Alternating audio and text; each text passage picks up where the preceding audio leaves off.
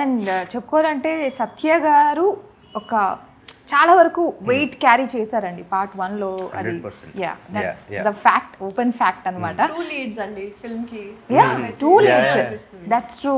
So అంటే already మేము సత్య గారికి చాలా ఫస్ట్ నుండి కనెక్ట్ అయ్యాం కాబట్టి ఇక్కడ ఇంకొంచెం ఎక్కువ కనెక్షన్ ఏర్పడింది.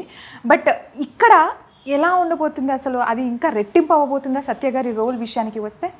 యా అంటే యాక్చువల్గా ఫస్ట్ పార్ట్లో పార్ట్ 1లో ఫస్ట్ హాఫ్ అంతా ఆయన ఉండరు. అవును.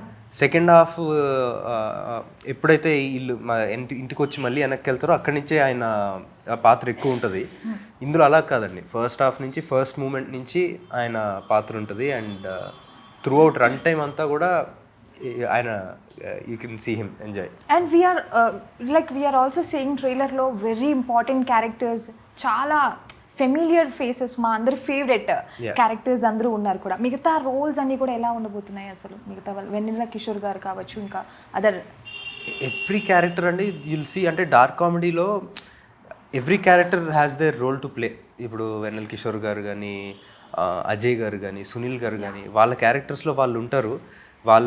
బట్ మనకి ఆ సిచ్యువేషన్ తగ్గట్టుగా నవ్వు వస్తూ ఉంటుంది.